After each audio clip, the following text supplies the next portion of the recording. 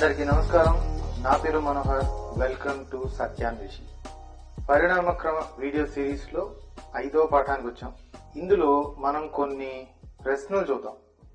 Okay, జీవ పరిణామం అనగానే చాలా మందికి మింగుడు పడదు. అది అర్థం చేసుకునే క్రమంలో చాలా మంది కొన్ని క్వశ్చన్స్ వేస్తూ ఉంటారు. మొట్టమొదటి మనిషి ఎప్పుడు పుట్టాడు, కోతి నుంచి మనిషి పుడితే ఇంకా కోతులు ఎందుకున్నాయి, ఇలాంటి కొన్ని ప్రశ్నలు ఉంటాయి. ఈ వీడియోలో ఆ ప్రశ్నలన్నిటికీ సమాధానాలు క్లియర్ గా ఉంటాయి.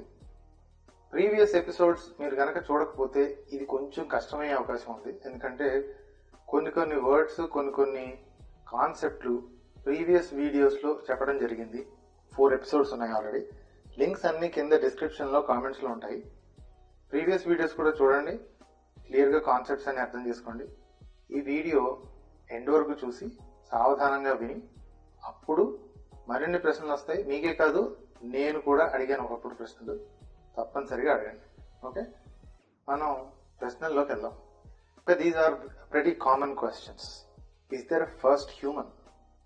మతాలు చాలా చెప్తూ ఉంటాయి, బట్ ఎవల్యూషన్ పరంగా పరిణామ క్రమంలో మొదటి మనిషి అని ఎవరన్నా ఉన్నారా? నెక్స్ట్, సరే ఫర్ ఎగ్జాంపుల్ మొదటి మనిషి ఉన్నారా లేదా అనే సంగతి వాళ్ళు అడగలేదనుకోండి, ఎవల్యూషన్ ని ఒప్పేసుకున్నారండి. చివరికి ఇష్టమో కష్టమో సైన్స్ మీద నమ్మకంతో ఎవల్యూషన్ జరిగింది, పరిణామం జరిగింది అని ఒప్పేసుకున్నారు. ఓకే, కానీ ఒక మెయిన్ క్వశ్చన్ అయితే మనసులో అలాగే ఉండిపోతుంది. ఏంటది? ఒక ఆదిమ కోతి జాతి నుంచి వేరు పడిపోయి ఒక గుంపు మనుషుల్లాగాను మరొక గుంపు చింపాంజీలు గొరిల్లాల్లాగాను అయ్యాయి అని పరిణామం చెప్తుంది. అలా వేరు పడిపోయాయి అని చెప్తుంది. ఆ వేరు పడిపోయిన విధానం చాలా మందికి అర్థం కాదు. It's pretty complex thing. ఎందుకంటే మీరు ఒకసారి థింక్ చేయండి, ఒక గుంపు వేరైపోయింది, ఆ పర్టిక్యులర్ గుంపు వేరు పడిపోయిన గుంపు ఒకటే కదా. ఈ రోజు వేరుగా పడ్డాయి కానీ అంతకు ముందు ఒకటే కదా. అలా వేరుగా ఉన్న గుంపులోంచి మనిషి అని ఒక జంతువు ఎలా స్టార్ట్ అయింది? అందుకే ఆ ప్రీవియస్ క్వశ్చన్ అని చూసారా, ఆ ప్రీవియస్ క్వశ్చన్ కూడా అక్కడి నుంచే వచ్చింది. ఈ ప్రీవియస్ క్వశ్చన్ కూడా అక్కడి నుంచే వచ్చింది. మొదటి మనిషి అని ఎవరన్నా ఉన్నారా? గుంపులు వేరుపడ్డాయి, సరే మనిషిగా ఎలా రూపాంతరం చెందింది? ఆ పర్టికులర్ జంతువు ఏదైతే ఉందో మనిషిగా ఎలా రూపాంతరం చెందింది? ఇంకో క్వశ్చన్ చాలా సార్లు మతవాదులు ఇరిటేట్ చేయడానికి అడుగుతూ ఉంటారు. కోతి నుంచి మనిషి పుడితే మరి ఇంకా కోతులు ఎందుకున్నాయి?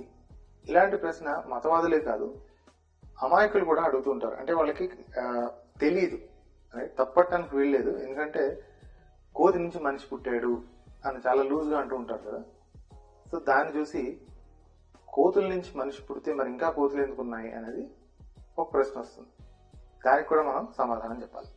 లాస్ట్లో ఇంత అర్థమైన తర్వాత ఒక్కోసారి మతవాదులు కానీ లేదా సృష్టివాదులు కానీ లేదా అమాయకులు కానీ ఇంకా కంప్లీట్ గా తెలియని వాళ్ళు కానీ సింపుల్ గా ఇంకో క్వశ్చన్ వేస్తుంటారు. ఇప్పుడున్న కోతులు కూడా మనుషులుగా మారిపోతాయా?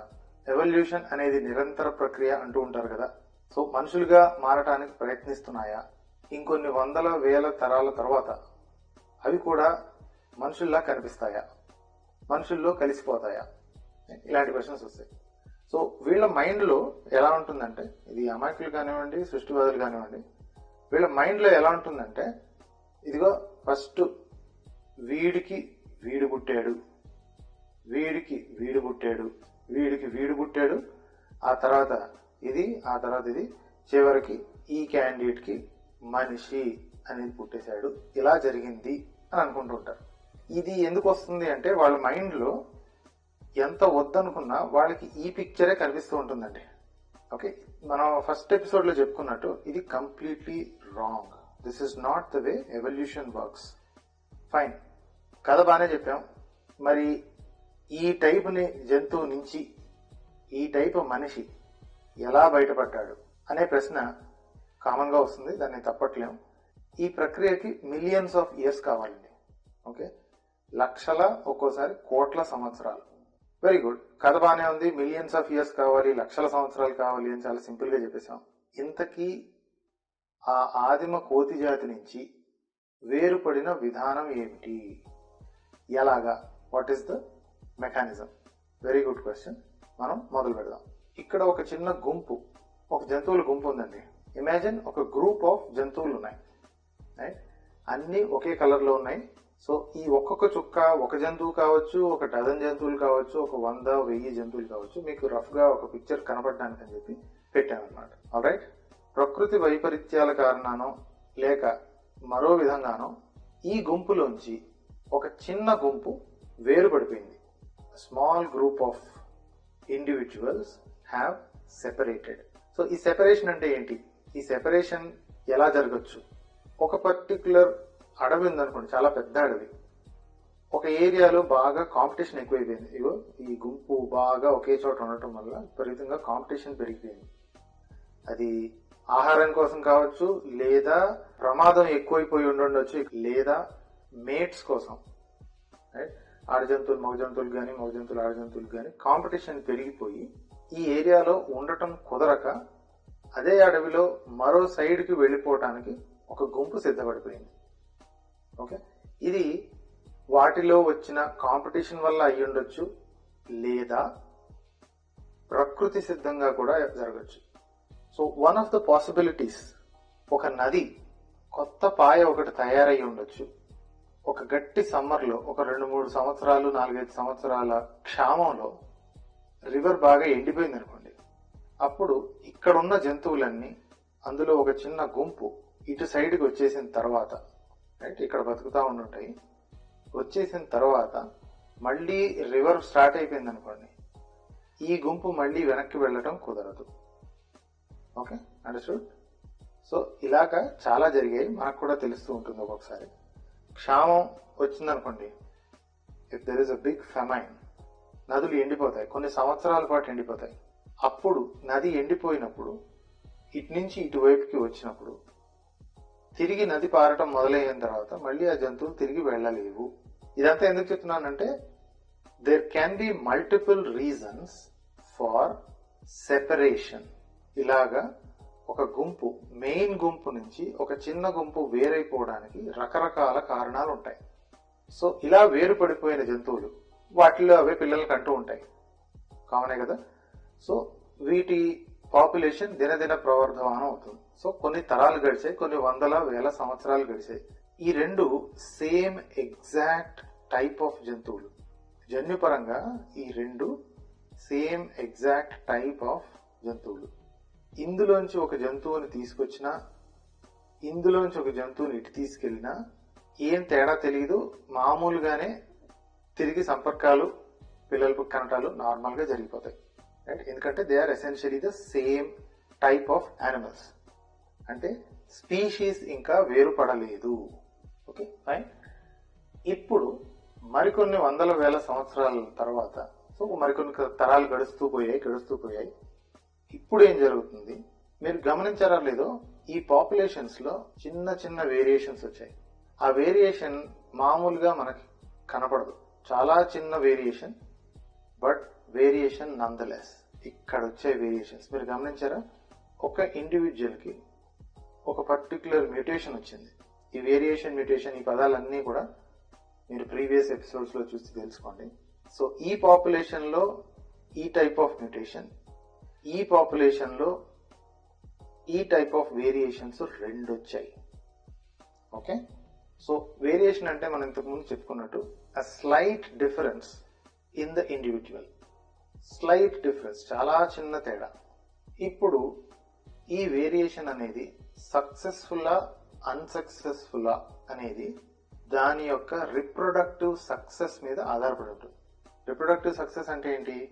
ఈ పర్టికులర్ ఇండివిజువల్ ఏదైతే ఉందో, ఇది గాని how frequently it can make babies.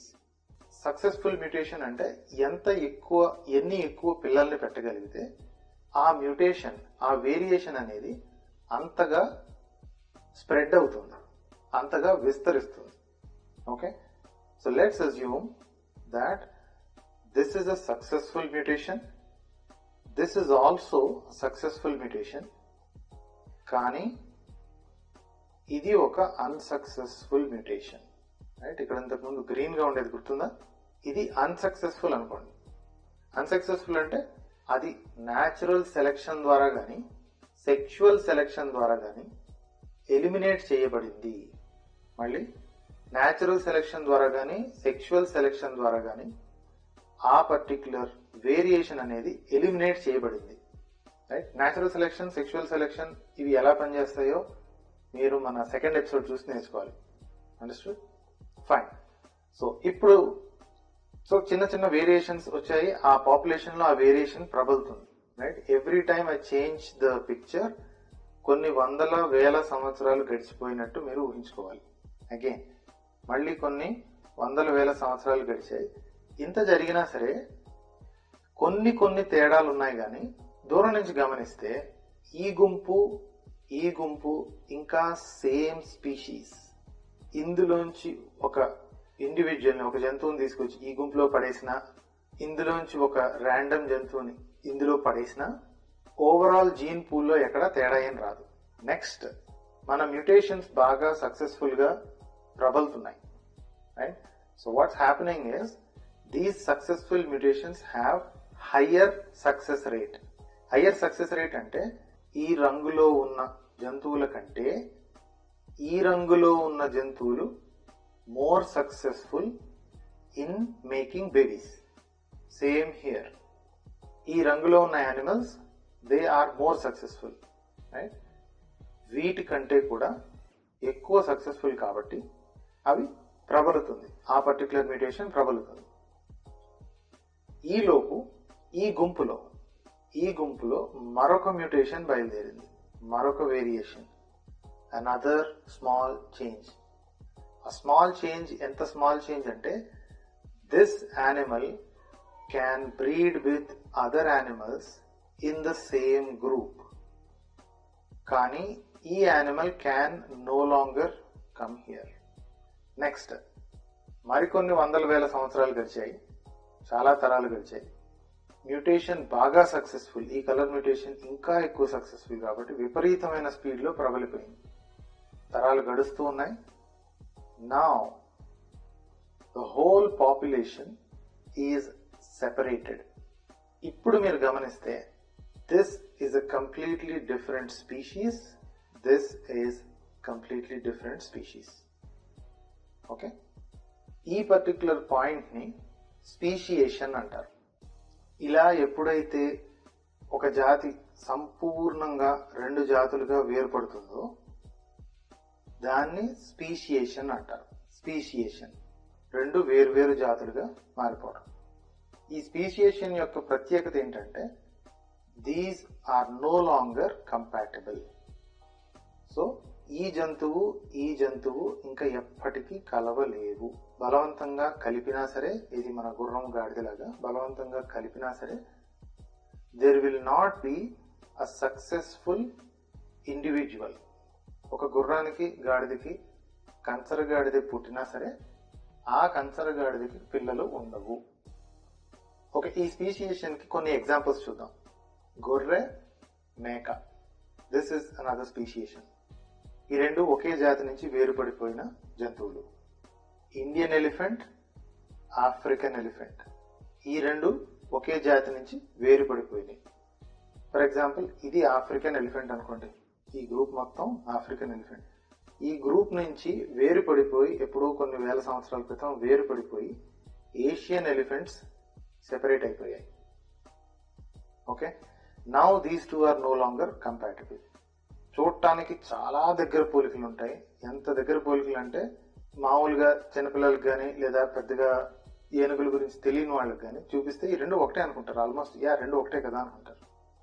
Right? కొంచెం క్లోజ్ గా పరిశీలిస్తే ఈ రెండింటి మధ్యలో తేడా తెలుస్తాయి. That is what I'm saying, speciation. చాలా దగ్గర పోలికలు, అలాగే దగ్గర పోలికలు కూడా కావు. ఓకే, నౌ స్పీషియేషన్ జరిగిన తర్వాత now these two are completely separate populations కదా, ఒకదానికి సంబంధం లేదు. సో సంబంధం లేవు కాబట్టి they can have their own evolutionary paths. So this can evolve separately, this can evolve separately. ఇంతకు ముందు మనం ఇక్కడ ఒక పాపులేషన్ చూసాం, గుర్తుందా? ఆ పాపులేషన్ ఎలా అయితే సెపరేట్ అయిపోయిందో అలాగే ఇప్పుడు ఈ బాక్సులు కూడా సెపరేట్ అయిపోతున్నాయి. Let's see that.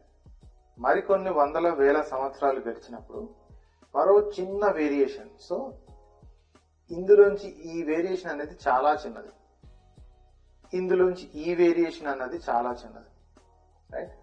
సో ఈ వేరియేషన్ ఎంత చిన్నది అంటే దూరం నుంచి చూసే వాళ్ళకి కనపడదు. Same thing here also. Now let's imagine one more possibility. ఈ గ్రూప్స్ నుంచి కొన్ని గుంపులు సెపరేట్ అయిపోయాయి. ఓకే, ఆ సెపరేట్ అయిపోయిన గుంపులోనే ఈ వేరియేషన్ జరిగిన జంతువు కూడా ఉన్నది, రైట్? ఈ వేరియేషన్ జరిగిన జంతువు ఆ సెపరేటెడ్ గ్రూప్స్ లోనే ఉన్నది.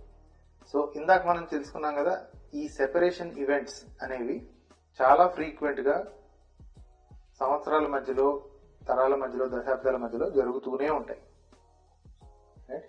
And the reasons are various. You can have multiple reasons for this kind of separation. Again, ఈ గ్రూప్ లో ఈ వేరియేషన్ బాగా సక్సెస్ఫుల్, ఈ గ్రూప్ లో ఈ వేరియేషన్ బాగా సక్సెస్ఫుల్. క్రితం పాపులేషన్, ఆ పాత పాపులేషన్ దానికి ఏం తెలియనట్టు మామూలుగా నడుస్తూనే ఉన్నాయి, వందల వేల తరాలు నడుస్తూనే ఉన్నాయి. This also has no change. They are going as they always did. మరిన్ని వందల వేల సంవత్సరాలు గడిచినప్పుడు, మరిన్ని తరాలు గడిచినప్పుడు స్లోగా ఆ పాత జంతువు యొక్క ఫీచర్స్ ఏవైతే ఉన్నాయో అవి మైనారిటీలోకి పడిపోవడం కానీ, అంతరించిపోవడానికి సిద్ధం అవడం కానీ జరుగుతూ ఉంటాయి. మరిన్ని సంవత్సరాలు, మరిన్ని తరాలు జరిగిన తర్వాత ఆబ్వియస్లీ సెపరేట్ అయిపోతాయి. So now we have 4 different species here. 4 different distinct species. ఒకసారి వేరుపడిపోయిన తర్వాత, స్పీషీస్ గా కంప్లీట్ గా వేరుపడిపోయిన తర్వాత ఈ బాక్స్ లో ఏం జరుగుతుందో ఈ బాక్స్ కి సంబంధం లేదు. Same thing here as well. This is how you get so many types of monkeys, right? ఇవన్నీ కోతులే, మీకు కనిపించేవి మొత్తం అన్ని కోతులే. కానీ ఏ ఒక్క కోతి కూడా ఇంకొక కోతితో కలిసి పిల్లల్ని కనలేదు, రైట్? మరి దేనికి ఒకదాంతో ఇంకోటి పిల్లలు కనకపోయినా సరే మీరు దాన్ని కోతి అని ఎలా పిలవగలుగుతున్నారు, right? That's because there are a lot more similarities than differences. ఈ కోతికి ఉన్న సిమిలారిటీస్ చాలా ఎక్కువ ఉన్నాయి, డిఫరెన్సెస్ తక్కువ ఉన్నాయి. అందుకే ఈ రెండింటినీ మీరు కోతి అని పిలవగలుగుతున్నారు. కానీ ఈ రెండు కలవలేదు, పిల్లల్ని కనలేదు. Imagine there is one more group that is separated. So ఈ స్టోరీ కామన్ అయ్యి మనం ఇప్పటికీ 2-3 సార్లు చూసాం కాబట్టి ఈ స్టోరీ కామన్ అయ్యి. Now there is one more successful mutation in this group. ఈ గ్రూప్ లో మరొక సక్సెస్ఫుల్ మ్యూటేషన్. మరికొన్ని వందల వేల సంవత్సరాలు గడిచాయి. More number of red individuals are found. ఈ పింక్ అనే ఫీచర్స్ మైనారిటీలోకి పడిపోతున్నాయి లేదా అంతరించిపోవడానికి సిద్ధంగా ఉన్నాయి. మరికొన్ని వందల వేల సంవత్సరాలు గడిచాయి. ఈ లోపుగా ఈ వదిలేసిన గ్రూప్ లో ఇక్కడ మరొక మ్యూటేషన్ తయారైంది. మరిన్ని వేల సంవత్సరాల తర్వాత పాపులేషన్ మొత్తం ఆరెంజ్ గా మారిపోయింది, right? So now we have 5 different species that have come out of one ancestral species. ఆదిమ జాతి నుంచి వేరుపడిన 5 వేరు జాతులు మనకు కనిపించాయి. That is the same mechanism when you see different types of cats. So ఇవన్నీ మన పిల్లి జాతి అని మనం లాస్ట్ ఎపిసోడ్ లోనే చూసాం కదా. కామన్ యాన్సెస్టర్ నుంచి చిన్న జెనెటిక్ వేరియేషన్స్ తో వందల వేల లక్షల సంవత్సరాల తేడాతో వాటి వేరియేషన్స్ ఎంతగా వేరుపడిపోతాయంటే తర్వాత పుట్టబోయే జంతువులన్నీ క్యారెక్టరిస్టిక్స్ కంప్లీట్ గా డిఫరెంట్ గా ఉంటాయి. Okay, very good. That is the exact same mechanism in human evolution as well. Again మనం అదే మళ్ళీ తప్పు చేయకూడదు. ఇదిగో వీడి నుంచి వీడు పుట్టాడు అని మనం మిస్టేక్ చేయటానికి వీల్లేదండి. వేరు పడిపోయిన జంతువులు, రైట్? మీరు ఒకసారి ఈ ఫేసెస్ ని బాగా క్లోజ్ గా చూస్తే ఈ ఫేస్ నుంచి ఈ ఫేస్ గా మారటానికి పెద్ద తేడా ఏం అవసరం లేదు, రైట్? Same here. దీని నుంచి దీనికి మారటానికి కానీ, దీని నుంచి దీనికి మారటానికి కానీ, అంతెందుకు దీని నుంచి ఇది మారటానికి కానీ, దీని నుంచి ఇది మారటానికి కానీ, దీని నుంచి ఇది మారటానికి కానీ You don't have to imagine a massive change, and that is exactly what has happened. Very slow changes, చాలా చిన్న చిన్న మార్పులు వేల సంవత్సరాల కాలంలో యాడ్ అవుతూ వచ్చాయి. అన్ని చిన్న చిన్న చేంజెస్ కూడుకుంటూ యాడ్ అవుతూ పెద్ద చేంజ్ గా కనపడటం జరుగుతుంది. Finally we get to Homo sapiens, which is modern man. ఇక్కడికి వచ్చేసరికి సైన్స్ మీద బాగా పట్టున్నోళ్ళు కానీ, సైన్స్ ఎలా పనిచేస్తుంది అనే పద్ధతి మీద కాస్త నమ్మకం ఉన్నోళ్ళు కానీ, పెద్దగా అభ్యంతరం పెట్టరు కానీ, ఇప్పుడిప్పుడే నేర్చుకుంటున్న వారికి కానీ, లేదా ఇంకా సృష్టివాదంలో నిజం ఉంది అని అనుకునేవాళ్ళు కానీ, they will ask very valid questions. బ్రహ్మాండమైన కథ చెప్పావయ్యా, అద్భుతంగా ఉంది. ఓకే, ఒక జీవి నుంచి, ఒక గుంపు నుంచి ఇంకో గుంపు వేరు పడిపోయి ఇలాగా ఇన్ని రకాల జంతువులుగా మారిపోయాయి. అద్భుతంగా ఉంది కదా. ఓకే, వినటానికి చాలా ముచ్చటగా కూడా ఉంది. ఇది జరగటం నువ్వు చూసావా? రైట్, సిల్లీగా ఉంది ఈ క్వశ్చన్, నువ్వు చూసావా అని. ఆ క్వశ్చన్ మనం కూడా అడగచ్చు కదా. సృష్టి చేయటం, దేవుడు సృష్టించడం అనేది మీరు కళ్ళతో చూడలేదు కదా, మీకు కూడా కళ్ళతో చూసిన ఆధారం లేదు కదా, మరి మీరు ఎలా నమ్ముతున్నారు? Right, so it's a valid question. వెకిలిగా అడిగినా సరే ఈ ఎవల్యూషన్ జరిగింది అనటానికి నీ దగ్గర ఉన్న కంటికి కనిపించే ఆధారం ఏది? కథ చెప్పేవో బానే ఉంది, ఎలా వేరుపడ్డాయో చెప్పేవో బానే ఉంది, ఆధారం ఇదే ఆధారమా? ఈ బొమ్మలు నేను కూడా వేయచ్చు కదా. Right, it's a valid question, తిట్టనట్లేదు. సో నౌ మన దురదృష్టం ఏంటంటే ప్రస్తుతానికి మనకి బతికి ఉన్న జంతువులను మాత్రమే మనం చూడగలం. Right, which are these animals. Right, కంటికి కనిపించే జంతువుల్ని మాత్రమే మనం చూడగలం. ఎప్పుడో చచ్చిపోయి భూమిలో కలిసిపోయిన వాటిని మనం చూడలేం. Right, that is the fact of life. కానీ శిలాజాలు అనేవి దొరుకుతాయి. ఆ శిలాజాలు ఈ బ్లాక్ డాట్స్ అనుకోండి. మన మిలియన్స్ ఆఫ్ ఇయర్స్ హిస్టరీలో అక్కడక్కడ శిలాజాలు దొరుకుతాయి. అంటే దొరికిన శిలాజం ఎంత పాతది ఏమిటి అనేది తెలుసుకోవడానికి రేడియోమెట్రిక్ డేటింగ్ అనేది వాడతారు. It's an other episode. ఈ సిరీస్ లో ఆ ఎపిసోడ్ కూడా ఉంది, రేడియోమెట్రిక్ డేటింగ్ అని. But just go with me for now. Radiometric dating అనేది చాలా రిలయబుల్ డేటింగ్ మెథడ్. చాలా మంది కార్బన్ డేటింగ్ అనుకుంటూ ఉంటారు. కార్బన్ డేటింగ్ కాదండి. Carbon dating has only limited period. కొన్ని వందల వేల సంవత్సరాలు, చిన్న వేల సంవత్సరాల వరకు మాత్రమే యాక్యురేట్ గా పనిచేస్తుంది. శిలాజాలు దొరికాయి, రకరకాల శిలాజాలు దొరికాయి, వేర్వేరు ప్రదేశాలలో దొరికాయి. రేడియోమెట్రిక్ డేటింగ్ ద్వారా ఎన్ని లక్షల సంవత్సరాల క్రితం, ఎన్ని వేల సంవత్సరాల క్రితం అనేది రఫ్ గా చెప్పగలరు. ఎవరు ఎగ్జాక్ట్ సంవత్సరం చెప్పలేరు, రఫ్ గా చెప్పగలరు. సో మన దగ్గర ఉన్న ఆధారాలు ఇవి మాత్రమే, కంటికి కనిపించేవి ఇవి. సో ఈ శిలాజాలు ఒక్కొక్కటి సీక్వెన్స్ లో, వాటి వేరియేషన్ సీక్వెన్స్ లో మనకి కనిపించాయి అనుకోండి. Is that a valid way to describe how the evolution worked? ఇవన్నీ ఒక లెక్క రాసుకునే లిస్ట్ రాసుకుంటే ఏది దేనికి దగ్గర సంబంధం, ఏది దేనికి దూరపు సంబంధం అనేది కనిపెట్టడం సాధ్యం అవుతుందా, సాధ్యం అవుదా? Right, we know what are the similarities between these two species. Right, ఈ ప్రస్తుతం బతికి ఉన్న స్పీషీస్ లో దీనికి మధ్య, దీనికి మధ్య ఉన్న సమానతలు, అసమానతలు, right, the similarities and dissimilarities we know how to observe, కంటికి కనిపిస్తాయి. అలాగే ఈ శిలాజాలం గురించి కూడా వెతికినప్పుడు సిమిలారిటీస్ అండ్ డిస్సిమిలారిటీస్ అనేవి ఈజీగా కనిపెట్టచ్చు. ఏ శిలాజం దేనికి ముందు, దేని నుంచి ఏది తయారైంది, దేని నుంచి ఏది ఆవిర్భవించింది అనేది కనిపెట్టడం ఈజీ అవుతుంది. సో మళ్ళీ మనం ఒకసారి ప్రశ్నలు చూద్దాం. మొదటి మనిషి అని ఎవరన్నా ఉన్నారా? నో, మొదటి మనిషి అనేది ఉండటం ఇంపాసిబుల్. ఎందుకంటే నేను సింప్లిఫై చేసి 4 స్టెప్పుల్లో లేదా 5 స్టెప్పుల్లో చూపించాను, కానీ కొన్ని లక్షల స్టెప్స్ ఉంటాయండి. ఒక జంతువు గుంపు వేరుపడి ఇంకో జంతువు గుంపుగా పరిణామం చెందటానికి వందల వేల స్టెప్స్ జరగాలి. మీకు కనిపించేంత తేడా ఉండేటట్టుగా ఉండాలంటే చాలా చాలా స్టెప్స్ జరగాలి. ఫర్ ఎగ్జాంపుల్ ఇందాక మనం చూసాం, ఒక మేక, ఒక గొర్రె. రైట్? ఆ రెండిటికి మధ్య ఉన్న డిఫరెన్సెస్ బాగానే ఉంటాయి, బాగానే సఫిషియెంట్ గానే డిఫరెన్సెస్ ఉన్నాయి. మనకి బయట కనిపించే డిఫరెన్సెస్ అట్లీస్ట్ ఒక 10-15 వరకు తీస్తాం. ఓకే, సో బయటికి కనిపించే డిఫరెన్సెస్ అన్ని ఉన్నప్పుడు బాడీ లోపల చిన్న చిన్న డిఫరెన్సెస్ ఇంకెన్ని ఉంటాయి? బయోమాలిక్యులర్ తేడాలు ఇంకెన్ని ఉంటాయి? వేల లక్షల తరాల సంగతి ఆలోచిస్తున్నాం. రైట్?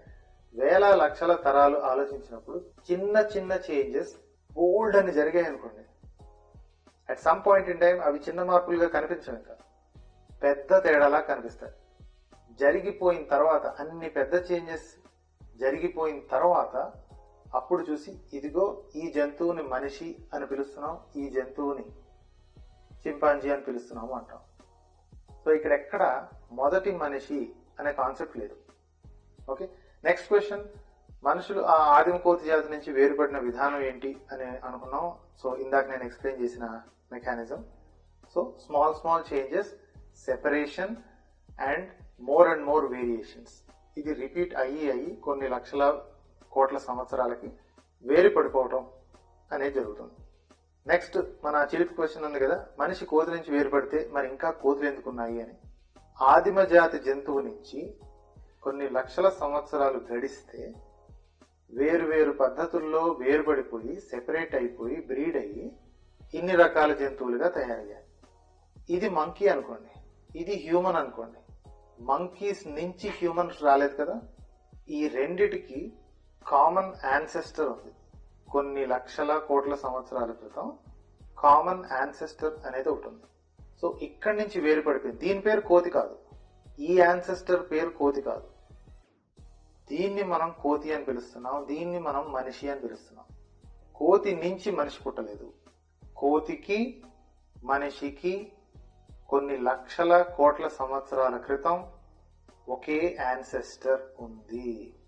ఆ యాన్సెస్టర్ గనక ఇప్పుడు బతికి ఉంటే మీరు దాన్ని కోతి అని పిలవరు, మరొక జాతి పేరు పెట్టి పిలుస్తారు. అర్థమైంది కదా. మళ్ళీ ఇంకొకసారి కోతి నుంచి మనిషి పుడితే అన్న మాట వినపడటానికి వీల్లేదండి. ఓకే, కోతి నుంచి మనిషి పుట్టలేదు. That's not how evolution works.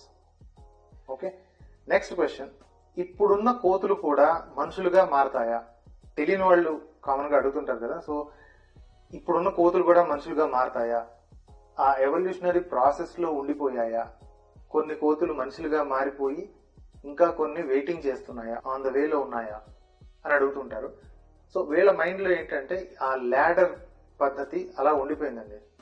Do you remember in third episode we talked about Aristotle's ladder.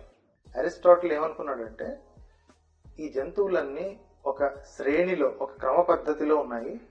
ప్రతి జంతువు ఇంకో జంతువులా మారటానికి ప్రయత్నిస్తూ ఉంది అని అనుకున్నాడు. సో అలాగే కోతులు కూడా వేరే జంతువులన్నీ కూడా మనిషిగా మారటానికి ప్రయత్నిస్తున్నాయి అనుకుంటున్నాడు. Wrong notion. That's not how evolution works. Evolution does not know what comes next. ఈ పరిణామం అనేది మనిషి కోసం తయారు చేయబడలేదు. ఇప్పుడున్న జంతువులన్నీ కూడా ఎవ్రీథింగ్ ఆర్ మోడర్న్ యానిమల్స్. ప్రతి ఒక్కటి కూడా, ప్రస్తుతం బతికి ఉన్న ప్రతి ఒక్క జంతువు కూడా మోడర్న్ యానిమల్. అంటే ఇప్పుడు బతికే ఉంది కదా, దీని నుంచి వేరుపడిపోయి మరో రకమైన జంతువుగా తయారయ్యే అవకాశం ఉంది.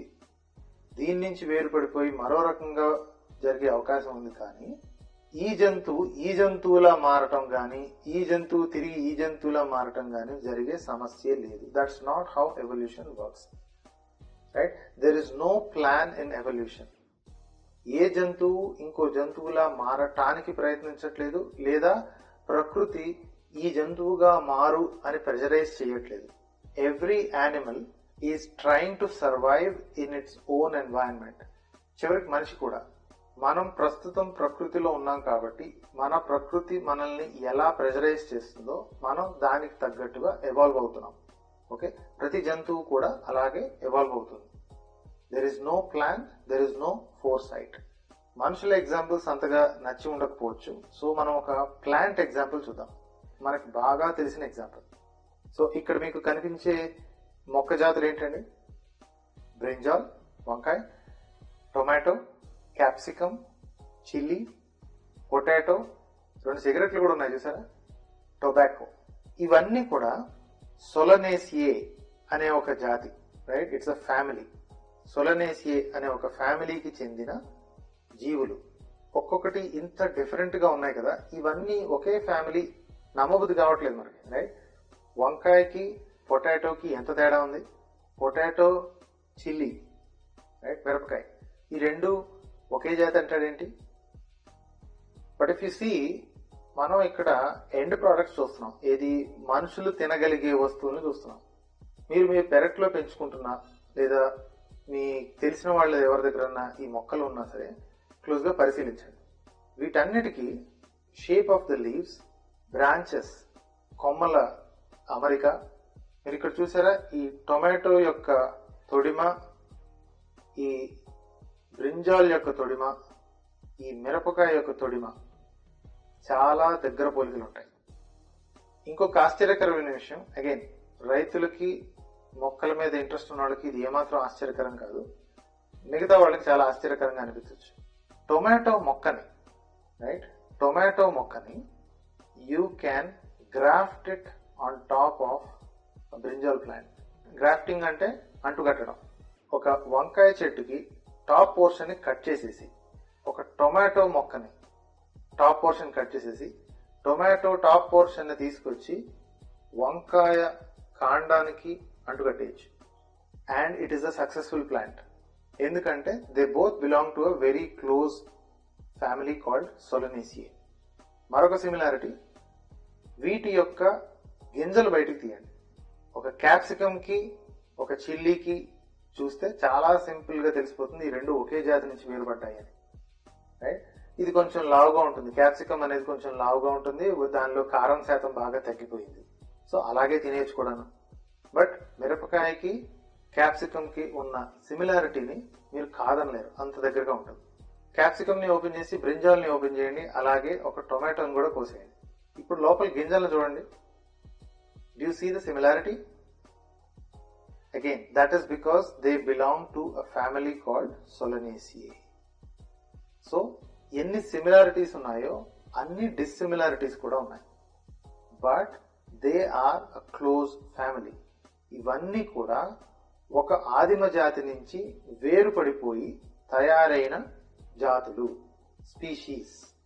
That is how evolution works. The same way humans and chimpanzees and other primates are related. ఒకే ఆదిమ జాతి కోతి జాతి నుంచి వేరుపడిపోయాయి. This is how evolution works, right? This is a primate evolution. ఈ ప్రైమేట్ ఎవల్యూషన్ అంటే ఫస్ట్ ఈ ప్రైమేట్ ఎక్కడి నుంచి వచ్చింది? ఈ ప్రైమేట్ నుంచి వేరుపడిపోయింది. సరే, సగం మంది ఒప్పుకునేది ఏంటంటే, అంటే after seeing this video half of you will accept, okay evolution జరిగింది రాబాయ్, చూడబోతే ఇన్ని రకాల సిమిలారిటీస్ అనేవి సమస్య లేదు, వేరువేరుగా తయారయ్యే సమస్య లేదు, ఇవన్నీ చూడబోతే ఒకే జాతి నుంచి వేరుపడిపోయాయి. సో ఈ ప్రైమేట్స్ అనేవి కూడా వేరే రకం జాతి నుంచి వేరుపడిపోయి ప్రైమేట్స్ గా తయారయ్యాయి. అండ్ దెన్ ఇది మరో రకంగా తయారైపోయింది. So this is a never ending process. మనం వెనక్కి వెళ్తూ చూస్తూ ఉంటే you can go back from a single celled amoeba లాంటి, అమీబా అనగానే మళ్ళీ అమీబా నుంచి పుట్టావా, ఇప్పుడు ఎవరో పుట్టట్లేదు ఏంటి అని అడుగుతారేమో. అమీబా లాంటి సింగిల్ సెల్డ్ ఆర్గానిజమ్స్ నుంచి హ్యూమన్స్ వరకు it is the same mechanism. The only thing that you need is a dynamic earth and some millions of years. Okay, ఇక్కడికి వచ్చేటప్పటికి మళ్ళీ మనకి కొన్ని ప్రశ్నలు ఎదురు చూస్తున్నాయండి. ఎందుకంటే it's not a simple subject, తీసి పారేయడానికి లేదు కదా, it is not a simple subject. So కాబట్టి ఎపిసోడ్ చేసేసాడు, ఒక వీడియో చూసేసాడు, ఓకే ఫైన్, ఎవ్రీబడి యాక్సెప్ట్, అందరూ ఒప్పేసుకోండి అంటాం కాదు కదా. There are more questions obviously. So ఇక్కడ వరకు మీకు అర్థమైందని నేను ఎక్స్పెక్ట్ చేస్తున్నాను. మీకు ఫస్ట్ ఎపిసోడ్ లో గుర్తుందా, నేను అన్నాను ఒకసారి, పాములకి ఒకప్పుడు కాళ్ళు ఉండేవి, తర్వాత కాళ్ళను వదిలేసుకుంది అని. కాళ్ళు వదిలేసుకుంది అంటే ఒక పాము కాళ్ళను వదిలించుకుంది అని కాదు, పాము జాతి, దాని ఎవల్యూషనరీ క్రమంలో in its evolutionary journey it has lost legs, దానికి మనం ఆధారం చూపించాలి అనేసి ఊరుకుంటే కాదు కదా. Is there any other evidence that you can see right now? కళ్ళకి కనిపించేటట్టుగా ఏదన్నా చూపించే అవకాశం ఉందా? Can we see something that is observable now? The answer is yes, there is evidence that you can see actually now. ఇప్పటికిప్పుడు మీరు చూడొచ్చు. Right, ఇప్పటికిప్పుడు అంటే not right this second. The answer is in the next episode. I'll give you the hint of the episode name. It is embryology. Embryology, in my view, na drushtilo, embryology is the only branch of science that can actually show you evolution in action. Right? It's strange, but embryology is the only branch which can actually show evolution in live mode. మీ కంటికి కనిపించేలాగా చూపించగలదు.